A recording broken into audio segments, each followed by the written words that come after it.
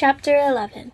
I woke with a start on the sheepskin rug, my book of monsters and myths lying open, with the cold eyes of Set the jackal god staring up at the ceiling.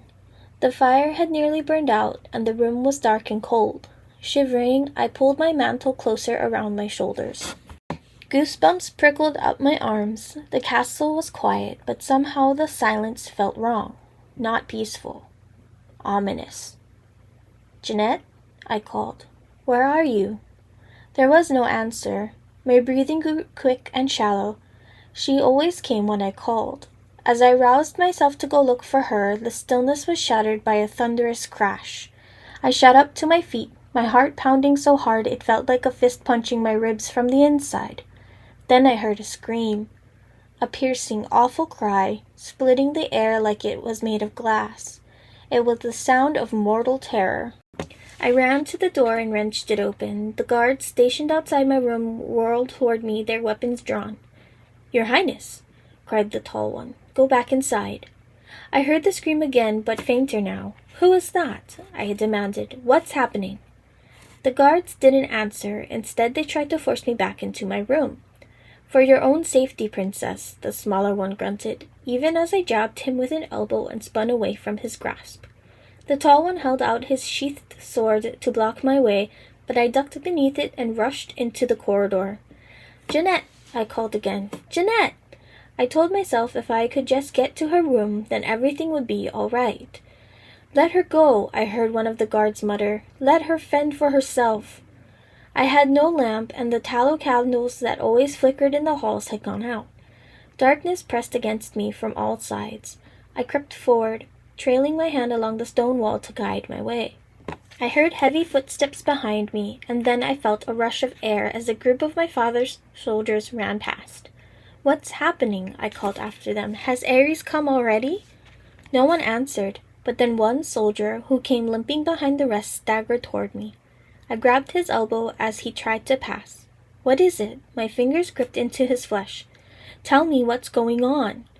"Someone's in the castle," he gasped. "He killed 6 guards before he got to me. Princess, you must hide. Lock yourself in your chambers." "Who is he? Where is he now?" I demanded. But the soldier only gave a gasp and fell to the ground at my feet. Quickly, I knelt and put my hand on his chest. He was breathing faintly, and my fingers came away wet with warm, sticky blood. My stomach clenched. "Guards, help this man!" I cried, though I worried he was beyond helping. Wiping my hands on my dress, I had to find Jeanette. Blindly, I inched down the hall, nearly delirious with fear. Somewhere in the castle was a man who'd breached all our defenses, who'd killed 6, perhaps 7, men with ruthless ease. Was it Ares himself? Scritch, scritch. I rolled around, my eyes desperately, vainly scanning the darkness. There it was again. A tiny sound, the faintest whisper of movement. I froze. Willed my own heart to stop beating so I could listen, straining to hear that slight break in the silence. Something was moving, creeping, something familiar with darkness, and trying not to be heard. When the sound came again, closer to me now, I recognized it through my terror.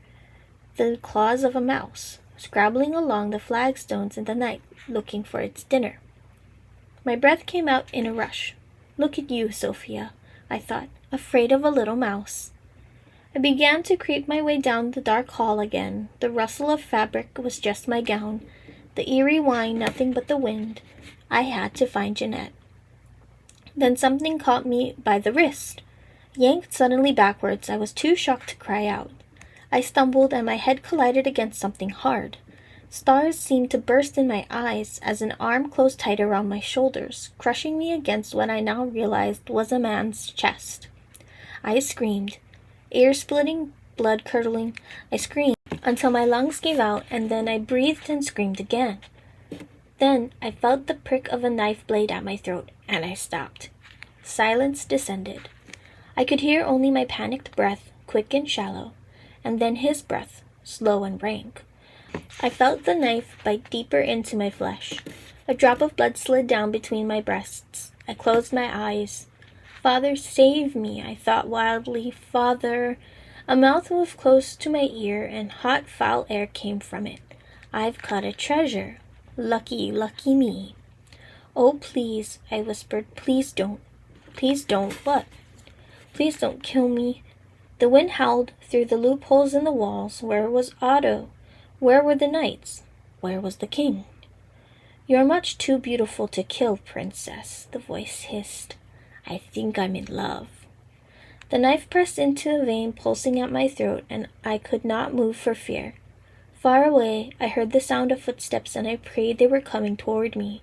He squeezed me so tightly against him that I had to fight to breathe, but I felt him pause, waiting, listening. And then so suddenly he let me go. I'll come back for you, he whispered as I collapsed to the floor. Otto, I screamed as his footsteps raced away. Father, the killer's right there. But of course he was not right here anymore.